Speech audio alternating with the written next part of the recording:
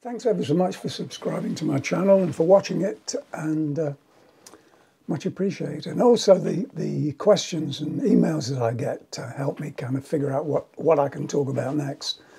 A lot of people have asked about I'm Going Home and Woodstock. In fact, this morning I got an email from a young guy saying, my grandfather turned me on to the 10 years after a Woodstock thing, and now I'm a big fan, so thank you for that. Makes me feel not young, but perhaps immortal. Anyway, I'm Going Home. It started out as an encore, and an original version of it you can hear on the 10 years after I'm Dead live recording. It's the beginning of that, I think. It's probably only a 5-minute long version. In the end, it ended up being 10 and 15 minutes long. It seemed to go on forever. It started out as a as I say, an encore. And in those days, an encore was when the audience wouldn't leave and the promoter reluctantly said, okay, you can go on and do one more, but only one more because, you know, there's a curfew. And of course we went on and we'd make up a rock and roll medley at that time. The idea was we'd go on and we'd play our hearts out, really fast up-tempo thing. And I know most of us, and certainly myself, at the end of that particular encore, I had no energy left to do anything else but relax after the show. Where the signature, the wonderful signature that came from of Alvin's, you know, the intro, I suspect it came out of the air. It was an amalgamation of all the things he'd heard since he started playing guitar, all mixed up together. As you know, 10 years after was a jam band, and we never really rehearsed, and everything was made up. That's the nature of our style. I think we were also lazy. None of us liked rehearsing. But anyway, back to the song. Why was it such a successful?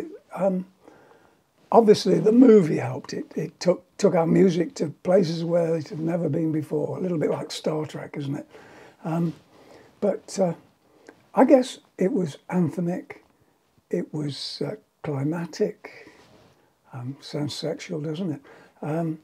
But it was shamanistic too. People joined in. People started singing along with it, nodding their heads.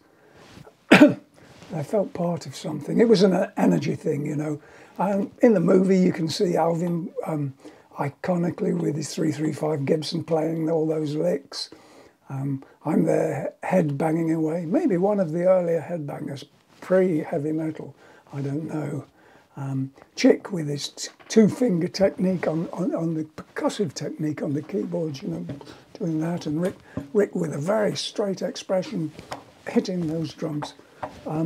It all added together, and the way the film was edited, it did look very interesting to me, although, you know, there are only a number of times I can watch myself on a film before I really don't want to look at it again. But anyway, I think I get the idea. It meant something to a lot of people. I mean, I know at the time of Vietnam, I talked to a lot of Vietnam vets, and they said to me, oh, we always used to play, you know, we played I'm Going Home. It really meant something to us. And I can understand why, if you're stuck out there in a foreign jungle somewhere where you don't necessarily want to be.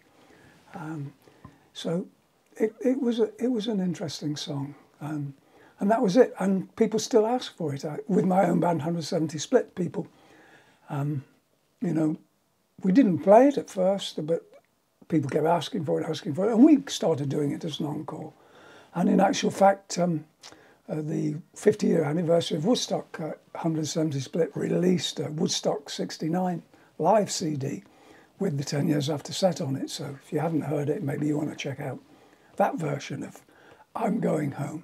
Over the years, I've spoken to quite a lot of famous musicians that said that when they were starting out in bands, they played I'm Going Home. One noticeable one was Freddie Mercury, singer with Queen. And I've actually got a recording of Freddie singing I'm Going Home. It'd be interesting. I wonder how many of you musicians out there played I'm Going Home when you were starting out. It would be very interesting to know. Anyway, take care. Speak to you soon. Bye.